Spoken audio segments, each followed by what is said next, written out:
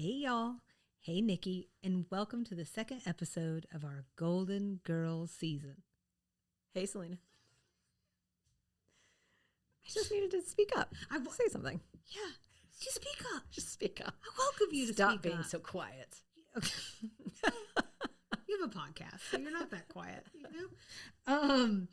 If you missed out last week, we are on to new things, which you can find in our updated prologue episode. Or, of course, we'd also love for you to go back and check out the first episode in season 8. Or, hey, if you listen to it, listen to it again and again And again. and again. And again. Yep. 5 more times. Just 2. Do it. But those are the kind of a perfect tee up to this season. If you're coming in fresh, Coming in hot. yes. The most important thing to know, like in this very moment, is that this episode right here, is dedicated to the lady of my dreams, of your dreams, of all our dreams, Miss Blanche Devereaux. Also, go listen to the prologue again. That's it. I'm the lady of your dreams. What are you saying? That's beautiful, you know. Each week we're going to cover a new golden gal on Mondays, followed by our traditional extra sugar on Thursdays. And Nikki tells me at the end of this season, we're also going to have 2 episodes. Yes, this sounds familiar. Dedicated to digging into something thematic. One of them is like love and heartbreak, and the other one is like social issues, like aging and maybe HIV was one of the issues. Mm-hmm. So yeah, we're gonna have 2 theme-based episodes so that we don't miss out on some of the juicier stuff that happens. And I'll have you know that when you first came up with all of this, I knew that. So did I. And then 4 months floated by, It's a and thing. It was just like you could just see just the whites of my eyes. It's a thing. Yeah. Now, Nikki has kindly put together a sampling of episodes for us to watch that captures the spirit of Blanche without us needing to watch all 7 seasons before we meet to talk. You know, I think we would enjoy doing that, but whether we you want to wait for us to watch all 7 seasons is a whole nother thing, right? So if you are a bit of a purist and you want to watch what we did, here's your list, okay? You've got season 1, episode 9, Blanche and the Younger Man. I feel like that's explanation enough. Mm-hmm. Season 1, episode 20, Adult Education. I'm tempted to say that seems like information enough. Let's just say that Blanche finds herself in the education system. She's getting some adult education. At the collegiate level. Season 3, episode 14, Blanche's Little Girl. This, I think, was an alternate that you shared that I could watch to get to know about the relationship with her daughter. Uh-huh. Season 5, episode 3, The Accurate Conception. Also, Blanche's Daughter Returns. Season 4, episode 9, Scared Straight. We meet Blanche's brother. Season 6, episode 14, Sister of the Bride. The Return of Blanche's brother. Season 6, episode 21, Witness. Is kind of a Rose episode, but also a Blanche episode. Yeah. And very reminiscent of our Designing Women days. She's trying to get into a group. You know what I'm saying? We all want to be in the in group. I can't say for myself that I want to be in this in group. That particular in group. Yeah. But it's basically like the Daughters of the Confederacy, but they named it something else. And then season 7, episode 11 is Room 7. And again, the name is explanation enough. It's more of learning about Blanche's Southern roots and connection in relationship to her grandmother and where her grandmother lived at a plantation in Atlanta. Would there have been any plantations in Atlanta in 1985 or 1885? We could talk about it. But for now... to be fair, I say I live in Atlanta and I live 30 miles outside of Atlanta. That's so true. It could have been somewhere else. I'll have you know it's a hop, skip, and a jump in an hour to an hour and a half to 3 hours, depending on whether a plane has landed in the middle of 85. Or the bridge broke. You know what, Nikki? Sometimes bridges break. It's a thing, especially when they're not maintained. That tends to happen more often. Or set on fire. Right. They really break, right. You know? Then they really fall apart. It just happens. So, you ready to talk all things Blanche? I am. Or as 6-year-old Nikki used to call her, Bladge. That's what my mom always said, that I'd say, look, it's Blanche. I was a cute kid. You've always loved her. I've always loved her. So first things first, Blanche is played by the incomparable Rue McClanahan. We're going to save a deeper dive into Rue herself for this week's Extra Sugar segment, but it's worth noting that Rue came to the Golden Girls already known for being in comedy sort of roles, especially from Maude and Mama's Family. Have you ever seen Mama's Family? Yes. I love didn't that show so much. care for it. I love that show so much. But you know what? I wonder if I would now. Probably not. Oh, I'm going to guess really? it doesn't age well. Okay. But it's a good show. Even before those experiences, she was a stage actor for many years. Plus, she was a dancer of like all kinds. And she sang. A true Renaissance entertainer. So all of that history combined into a pretty unforgettable performance of Blanche Devereaux. Archetype-wise, we talked about this a little bit in our first episode this season. Blanche is the Southern belle. She's proud of her heritage. She's flirtatious. She's glamorous. And she's very aware of her, we'll call them physical gifts. If Blanche were a Friends episode, we'd call it Blanche, the one with the Southern charm. That's the character that she is. She is vain, romantic, pleasure-seeking, but like all of the Golden Girls, she's a lot more layered than that. Mm-hmm. A lot of times people boil her down to like the one with all the men, which is a big part of her character, but it's also a massive undersell of the character. While she is vain, she is also vulnerable. So on that note, we can talk about the good, the not so good, and the really not so good of Blanche. And if you have anything that I'm missing in these categories, Selena, just like jump in and don't let me gloss over them. In terms of the good, she's confident, she's vibrant, and she is unapologetically herself. She's often the comedic relief, but she's also deeply loyal to her friends. She brings sparkle to the group dynamic and really refuses to let age define her, something we talked about being sort of revolutionary to see on TV in the 80s and indeed in 2025. Yeah, I think sparkly and sparkling is probably the perfect word. I had that she's, and thought about this a lot, like she's very charming, and I don't want to overshadow any other character on the show. Everybody's bringing something to the table, but I think she's probably the most charming one on the show, just like naturally, you know, she kind of very much so glides in and glides out. I don't know. She's very sex positive. Mm-hmm. So I think that's definitely a good thing. It's super important.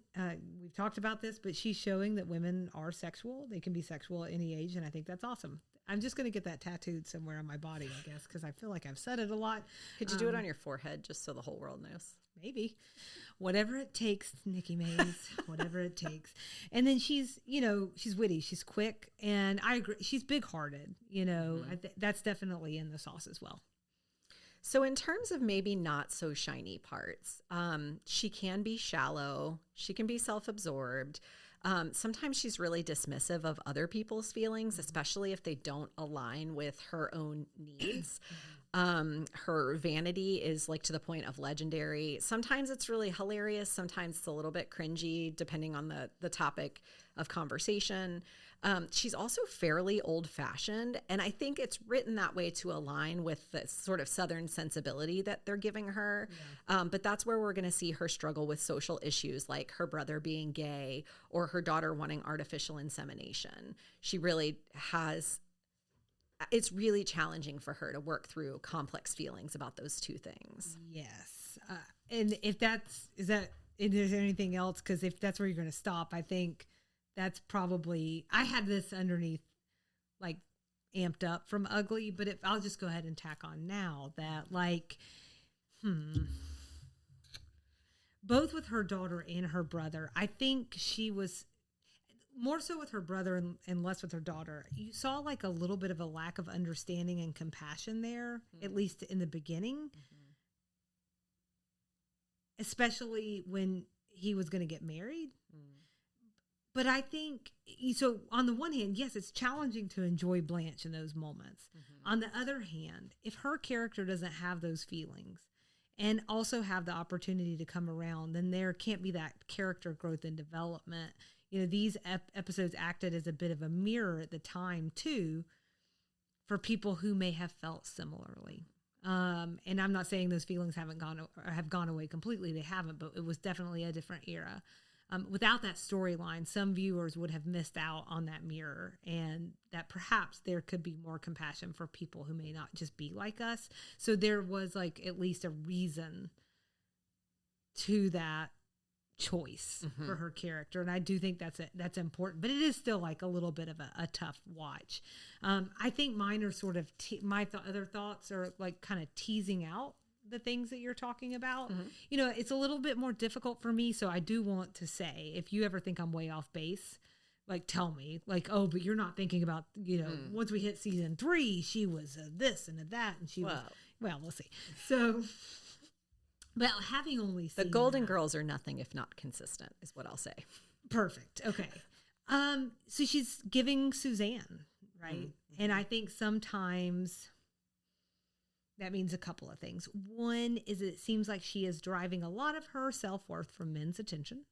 And I don't want to necessarily call that bad, but I don't think it's the best, because it's not. If it's not coming from within and it's coming from outside of you, then there's probably something there, right?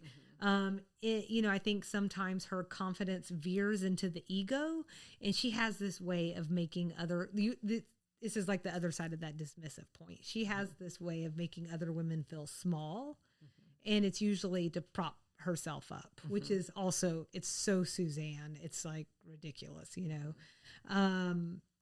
In terms of storytelling, I think this is so important because it sort of feeds into conversations that we've had about the Get Your Bingo cards, the patriarchy, and the false narrative that too many women are sold that there are limited seats at the table. So often women have competed with one another, not because they're bad, but for survival. So I'm sure there may be someone thinking I'm overreading it, but this is exactly the nonchalant kind of place where a narrative can play out and persist. Something as funny as harmless as a sitcom. So feels worth saying. I think that what you're getting at is where I put in the category of like where she falls apart as a character sometimes. So the fact that she has these Southern sensibilities that make it hard for her to persist through social issues or sort of navigate social issues, that's not so shiny, because to your point, I think it serves a really useful device in the show. I think that's not to go on like a sidebar, but I think it's relevant. Where we've found ourselves politically as a country now is that we can't see other people and see their side of things. It's either you think black or white, one thing or the other. And if you can't see the middle ground, then somehow you're like wrong or uninformed or something. You're supposed to take a hard stance one way or the other. And I think that what Blanche's character does is allow us to sort of see that gray area and why those issues may be hard for some people to navigate. It's how she was raised. So that's more in that not so shiny part for me. In the really where she falls apart is that loneliness and insecurity that feeds the vanity, and it feeds sometimes not being the best friend she could be. We'll see a couple of plot lines throughout the series. I don't think they were these. We'll see some plot lines through the series where there's a little infighting between the women, and a lot of time over a man, and it's Blanche driving it because Blanche needs to Blanche. And if anybody doesn't let her shine in that way, she can't live like that. And sometimes it feels not productive. Sometimes we'll come around to her realizing she's not been a great friend, which I think again is helpful because it helps people kind of see a mirror of bad behavior and maybe how they can improve that. But I think it's that loneliness and insecurity are the things I struggle with the most with Blanche's character, because it tends to make her not a good friend. But sometimes it adds a vulnerability to her character that makes her someone you can relate to, because she's not perfect. Even what you just said, I'm like, loneliness, insecurity. Got it. Can relate. Check. Yeah. Not daily or anything, but certainly there are issues that I think crop up for the average human, which I will slap myself right in that category of average human. So yeah, I think that's a great point. Do you have any other where Blanche falls apart sort of observations? Just one, which is like, this will be a nice bridge where we can hopefully leave the South for just a while. We'll come back. Let me be clear. Southern heritage in and of itself, fine. Southern heritage worship that glorifies the Confederacy and romanticizes the antebellum South without at least some nuance, That's tough. So this is another time, though. I mean, it's 40 years ago now. So I think where the writer is clearly bringing up something to make a larger point also needs to be taken into consideration as well. Like, so yes, we had a lot of time pass since then. It would be hard pressed for me to think we get this episode today, but they did make a larger point, and I think the show did it in a very funny way. But if we're just simply getting down to brass tacks of character, it was like, geez. Worth saying that these parts of Blanche are just parts. And it's a reminder that this is what you're getting at as well. But that everyone, including women, we're all complicated. And you and I are just right in the same place. Everybody wants it to be over here or over there. It's pretty, it's ugly, it's black, it's white, it's conservative, it's liberal, it's up, it's down. And the truth is that we're all probably living somewhere in between. And I thought it was a good reminder that if you are going out in the real world and you're talking with people, their belief systems are not going to fit into pretty little boxes, and neither do Blanche's. I think that if we're really paying attention, things like this can be both a reminder and a learning ground for those exact kind of things. But it's also a hoot and a holler. It's also a hoot and a holler, which gets us into one other point. I don't know, I've probably got a couple more points, but one point I wanted to make is that she has some really shining moments across the whole series. But in the episodes that we watched, some of the high points for me, sort of emotionally, Blanche's little girl, like you said, was an optional watch. I suggested it because it was sort of like a companion piece to the other one. But this is really where she confronts her daughter, Rebecca, about self-worth and beauty standards. And she did it in a Blanche way. So I'm not saying it was the most perfectly executed episode. And I'm not saying that the story went quite the way I would have taken it. But I think it was Blanche is a mom. Yeah. She's a mom and she wants the best for her baby girl. So I think she really, you're reminded of that in that episode. Room 7, where she goes back to her family home. She had a beautiful, that entire performance was really beautiful because she was super conflicted about a lot of things, but she was sure about one thing. That's where her heart was. And it was about to be torn down. And she was really struggling with that. It was also a beautiful performance. And then, when she processes her brother's coming out and then later his marriage in Sister of the Bride, those moments showed that Blanche is capable of growth even if she stumbles along the way, and that she is changeable if she gets new information or a new way of looking at something, which I think is one of the most beautiful things a person can be and one of the most beautiful things a person can admit. So I think it's the depth of the character and the depth of the character's experience that earned her the Emmy for Outstanding Lead Actress in a Comedy Series in 1987 for her role as Blanche. This was just the one she won. She was nominated for several Emmys while working on the show, as well as a couple of Golden Globes, or Gloves, whatever. They show how beloved and how skillfully crafted this character really was. I'm going to leave this section with Rue wisdom about Blanche. So I'm going to talk more about this in Extra Sugar, but I always find it fascinating to hear from the actor themselves how they envisioned the role or the character, and certainly how much of themselves they brought to the role. Fortunately, Rue answered that question directly. She said, quote, "Well, people ask me if I was like Blanche, and my standard answer is, get serious. Just look at the facts. Blanche is man-crazy, glamorous, extremely sexy, and successful with men. Southern belle from Atlanta, Georgia, and I'm not from Atlanta." I think that was her silly way of answering the question, because I found other interviews where she said that Blanche was the only character she ever played who was an extension of herself. She poured a lot of her own self into the role, which is probably why Blanche feels really alive as a character, even in 2025. I also wanted to mention one funsie that I found an interview from the Joan Rivers show in 1987. Okay. She addresses misconceptions that she wishes people would stop writing about her, and talks about Blanche. And in doing that, she said she wishes people would stop talking about how promiscuous Blanche is. She said she's really not. She's only had 4 dates in 2 years. She talks about it a lot, but she's not really promiscuous. And I thought that was just a really interesting perspective on the character, because she does. She talks a lot, but how much do we actually see and know is actually happening? Yeah, that's fair. Did you have anything more you wanted to add about the character of Blanche Devereaux? You pulled the quote that I pulled. Sorry about that. No. It's just actually, I think the quote that I got is like kind of off. Like it's like all synonyms of everything that you said, which I think is hilarious. I found it in a couple of places, so that doesn't surprise me. The shiny moments. The way she handles the dean in adult education, I think is really good. And I think that she is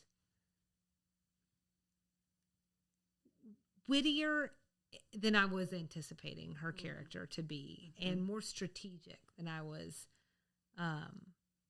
considering that her character might be, just because so much gets put on like the sexual piece of it. So I'm just really enjoying that across all of these performances. She seems to really know how to come out on top. And in a couple of ways. And that's really lovely, you know? Yeah. She's great. So it's time for our watch party notes. Not a real watch party, just our notes from where we watch them individually, asynchronously. Yeah. We should definitely turn that into a song. Let's talk about the top 3 moments that stuck with each of us. You want to kick us off? Sure. So I mentioned this a second ago, Room 7. It is not the best that Golden Girls has to offer, but I put it on our list for a couple reasons. One, I thought it would give us some Southern references we could talk about, sort of pulling us back to our original, our OG programming. But it is also a straight up Blanche storyline. The whole episode is about Blanche. Right. But in rewatching it, the other thing I really remembered is how tender Rue's performance is, especially toward the end of the episode. She's in like full on meltdown drama mode for much of the episode, to the point of like handcuffing herself inside the house. Yes. But the end is really tender. So like I think it resonated so much with me because I'm going through a little bit of a rough patch right here in my midlife. Obviously, Blanche is a little older than me, but in my midlife, I'm having a lot of those bittersweet memory moments, like remembering Christmas or whatever while I was growing up. And one of my favorite parts was how she's downstairs at the house getting ready to leave, having her final moment, and she hears these little echoes of laughter through the house, and she's sort of chuckling to herself, remembering all those memories coming through her head. And I just thought that very brief performance, like I genuinely believed this was a woman whose family house was about to be torn down, and she's just trying to cement all of those memories in her head before they're gone. I thought that was beautiful. I love that.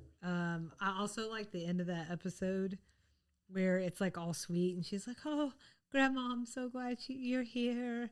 I can hear you in the chimes." And then she's like, "That's enough." Shut up, Grandma. I'm trying to sleep. It's all very realistic. Yes. And I do think this show really knows how to end on a funny note. Yes. They're very good at that. Yeah. I also wanted to point out one thing while we're having this talk about like picking out their moments, I think is going to be a little harder for me. And I think sometimes that's because they do such a nice job sharing the episodes. Mm-hmm. That was not always the case with Designing Women. Mm-hmm. And here it is like, there have been times where I'm like, whose episode is this? I know. You know? I know. So all to say too, good job, because that must have not been easy to kind of mark those episodes. It was not. And I did have to rely on a couple of compilations, like people have put together compilations of best episodes. So then I would find the compilation and then I would try to remember the episode. And if I couldn't remember it, I'd go read the summary. And then if I really couldn't remember, I'd watch the episode. Right. So it wasn't easy, but it wasn't the worst assignment in my life. Yes. Go watch your favorite television show. Okay. Whatever it takes. Whatever it takes, man. Yeah, for sure. So my thing is this. Season 6, episode 21. Okay. This is Witness.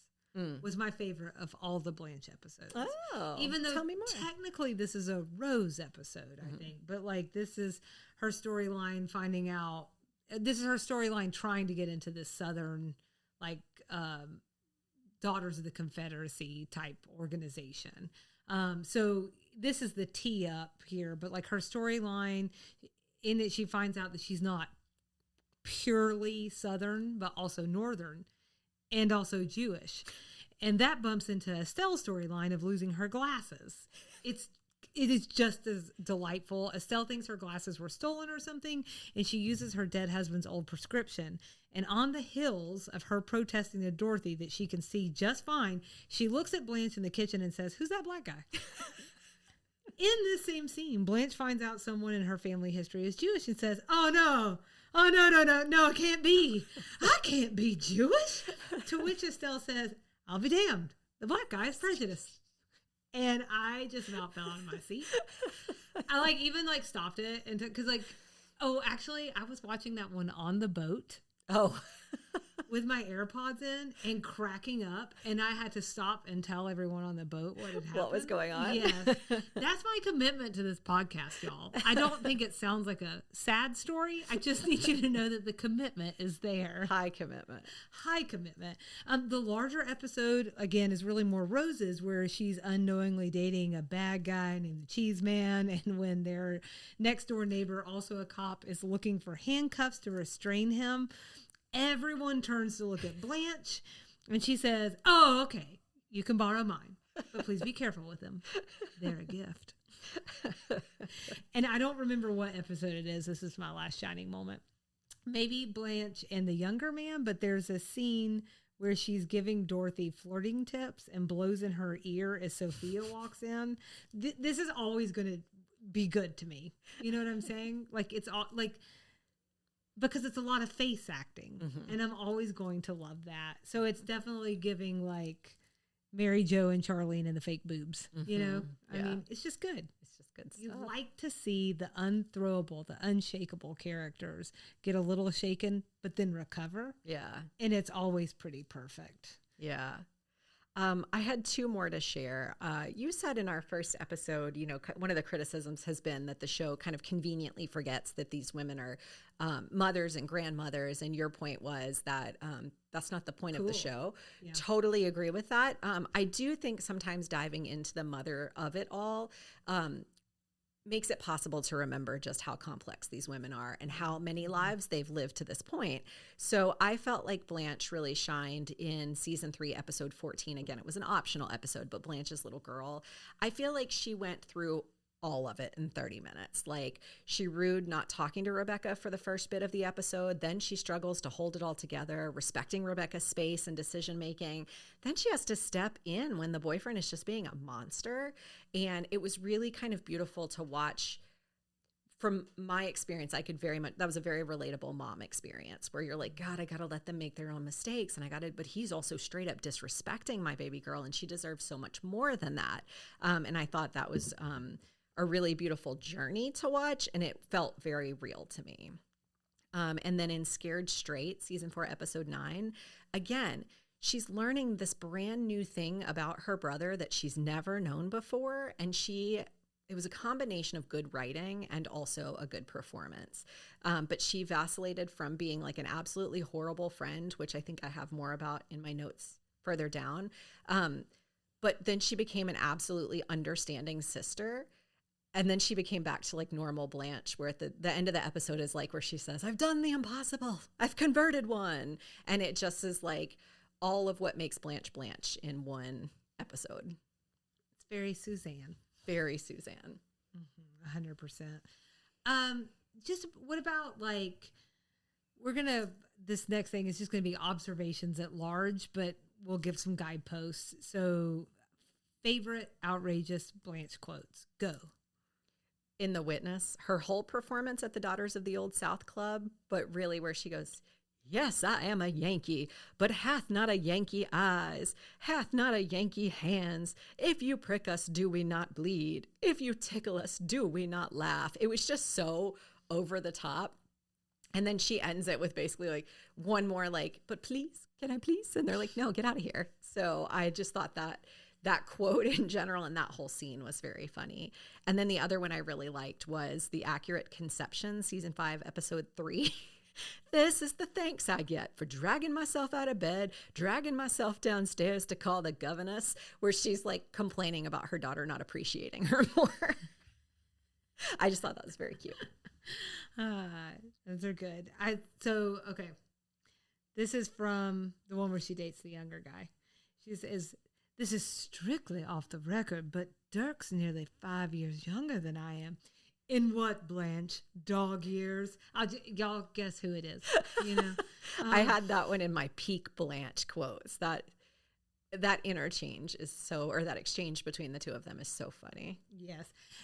She goes, however, I have decided to overlook that minor detail and succumb to the Vesuvius of passion that is about to erupt from me. Stand back. We're going to get something on us. Something on us.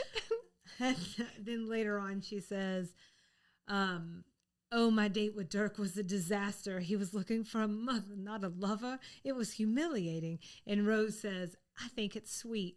You would, Betty Crocker. Also, why? Ew, not sweet. No, Rose. No.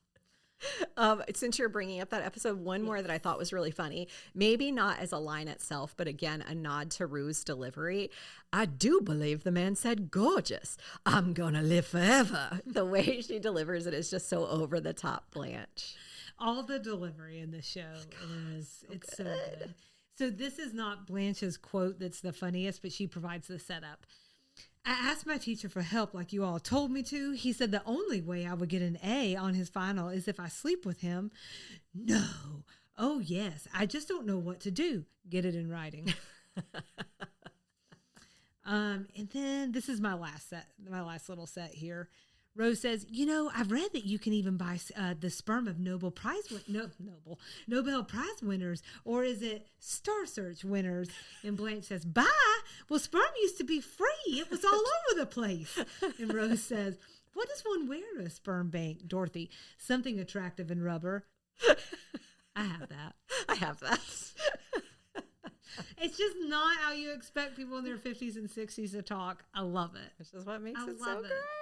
Yes, absolutely. And you have some peak Blanche, so tell me about it. Going back to adult education, the talent to drive men crazy with a body men have said should have come with a warning label. And then when she told off her professor, I, sir, am a lady, maybe not the smartest lady in the world, but I do know that my self-respect is more important than passing your damn course. So you, sir, can kiss my A. It was wonderfully Blanche in that she had total confidence in herself, but also like respected her own boundaries, which I really appreciated. Mm-hmm. It reminds us that Blanche is not, again, she's not promiscuous. She's very, like, she does things when she thinks they're right to do, not because it's like men everywhere. Her archetype is the lover. Mm. She is the Aphrodite. There you go. You know what I'm saying? You don't need to raise your eyebrows at me as you say it. I do. So honestly, everything is peak Blanche for me. So I couldn't pick one apart that I felt like was more peak than the other. Don't worry, I got a few. I don't think you're wrong when the handcuffing herself to the radiator was pretty dramatic. What else do you have? Pretty dramatic lady. In room 7, the way she went right back into her story after Sophia's telling about her near-death experience, you know, like Sophia's talking about seeing her dearly departed husband, all these things, gets quiet for a moment. She goes, so anyway, Dorothy, as I was saying about Grammy's plantation. And then her recounting that the boys used to serenade her at her window. I see London, I see France, I see Blanche's underpants. And then finally, she was the over-the-top sister who was closed-minded about social issues, again, and scared straight. Mm-hmm. Get away from my baby brother, you cradle-snatching, empty-headed, two-faced dummy. And then later she says, because he was seduced by a bubblehead whose hair looks like it was colorized by Ted Turner. This is where she's such an awful friend, but peak Blanche. Yes. Oh, my God. That's so good. Speaking of so something, how about so Southern? What Room stuck 7. out to you on it? Why? Room 7. Say her more. Entire diatribe about Grammy Hollingsworth's plantation, her shade toward Brooklyn. She says, Dorothy, I just don't believe you. When you were a child, didn't you have some beautiful, fantastic place where you'd go and it would just seem like a fairy tale? Oh, that's right. You grew up in Brooklyn.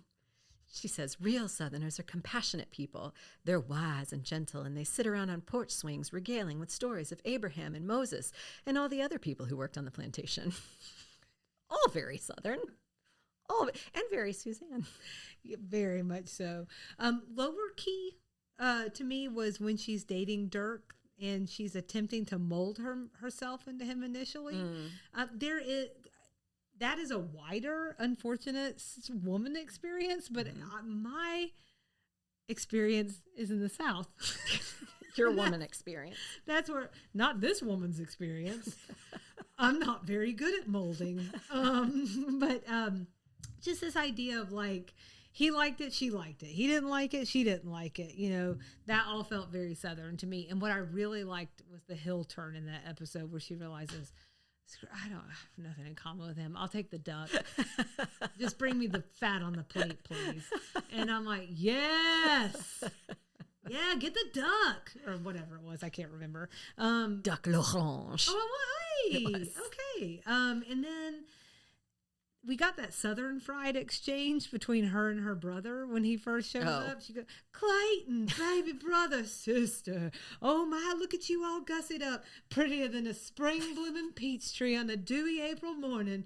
Well, you ought to talk all fresh scrubbed and rosy cheeked like a country parson at a September hoedown.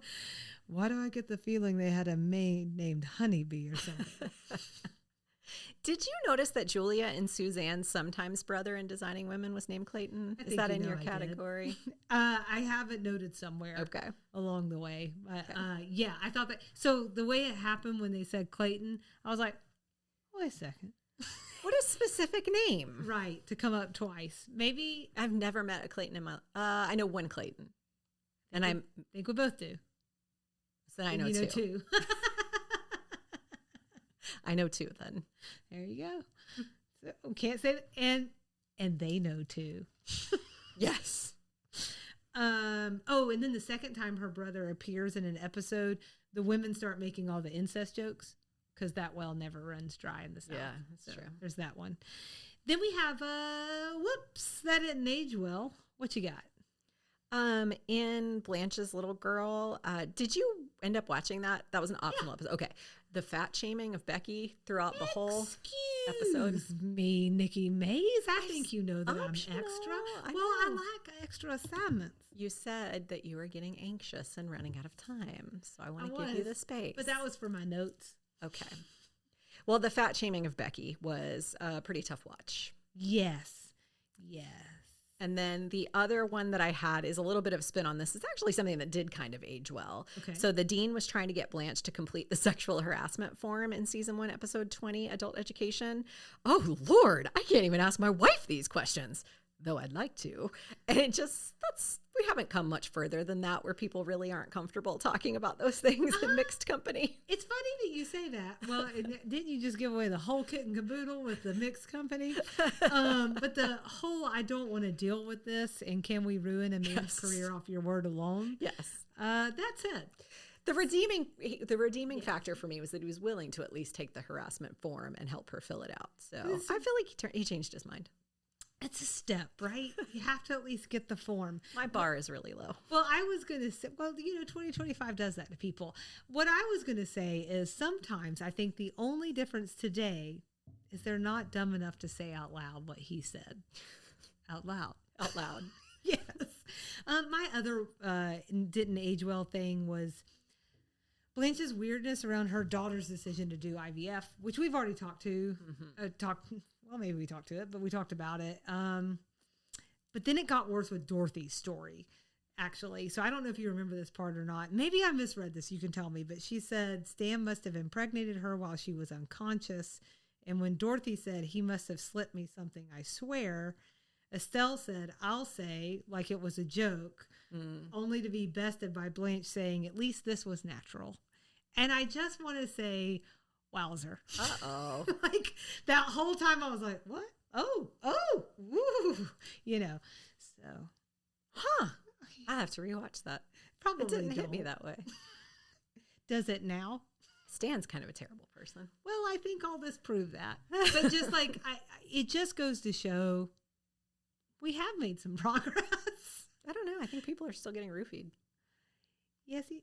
Yes, people are definitely still getting roofied, but I'd like to think that some people would not call that natural today. Oh, right. Fair point. That some people might think that maybe IVF is better than Fair point. than a marital rape.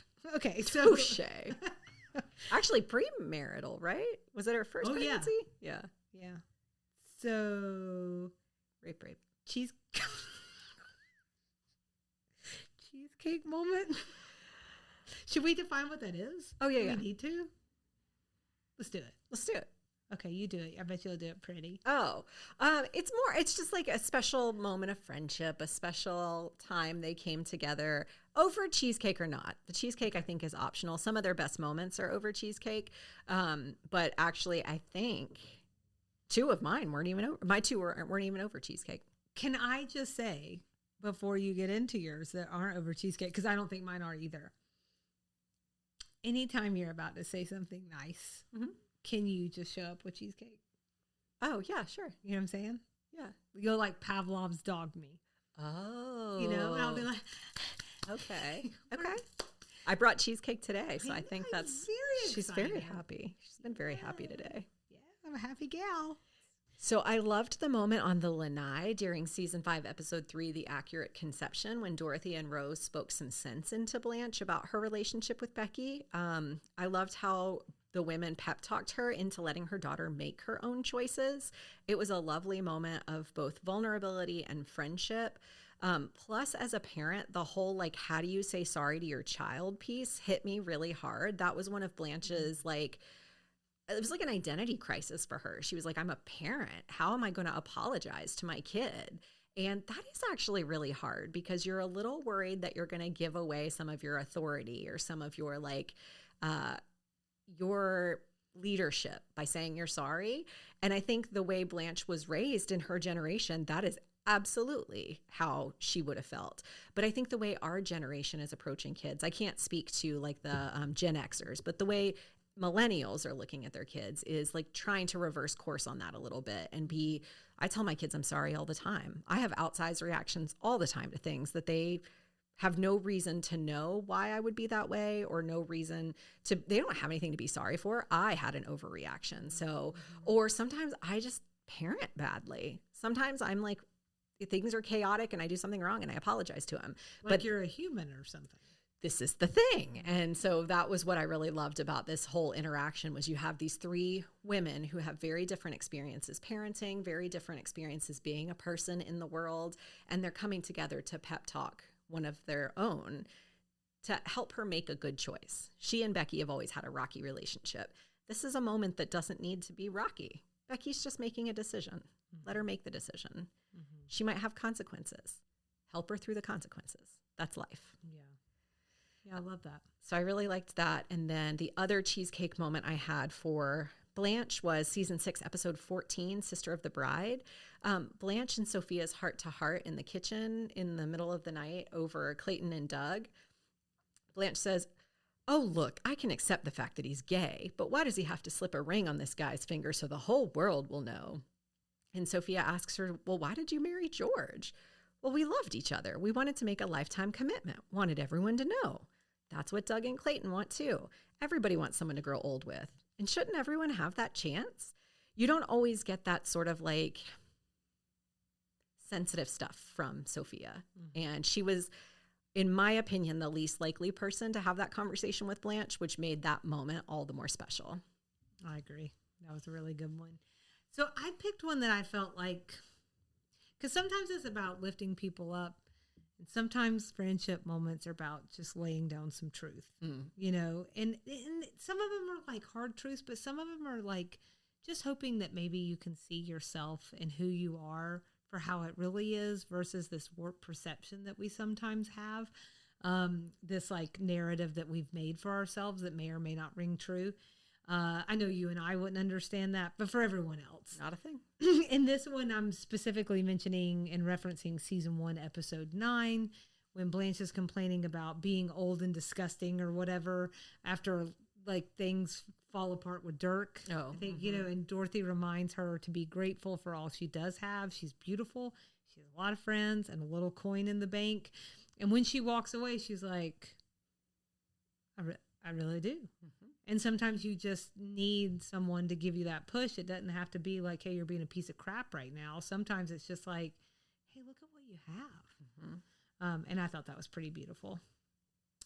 What about just like any other thoughts that you had, just generally about Blanche or anything out there under the sun as it pertains to this corner of the world?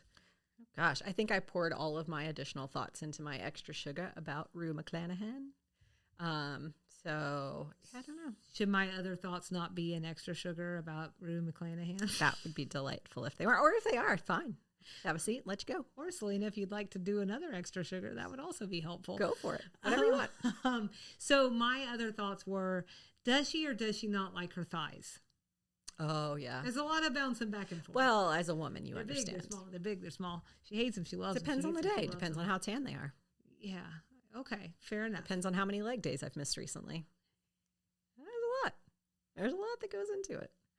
That might be the problem with bouncing around between episodes. I'm like, does she love them or hate them? Oh, yeah. So I know we've pivoted from the South, but it felt worth noting that that is a real accent, I guess. And I'm not going to say any more than that because it could feature into your extra sugar. That is just a little teaser, a little tease. You're always doing that to me. Teasing. A little tease. Are we ready to go next up? Yes. You done? Mm-hmm. Next up, we're going to talk about Dorothy Zbornak. Correct. Yeah. Like okay. I started preparing for our next recording session and I jumped right into Rose.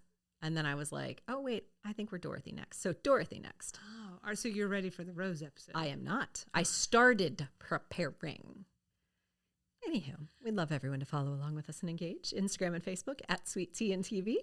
We're on TikTok at Sweet Tea TV Pod, YouTube at Sweet Tea TV 7371. You can email us, sweetteatvpod@gmail.com. It's been a little quiet on the old email front for me lately, so if anybody wants to shoot me a little message, I'd be happy to get it. Do you want me to email you? I just said anybody. Is it possible it's quiet?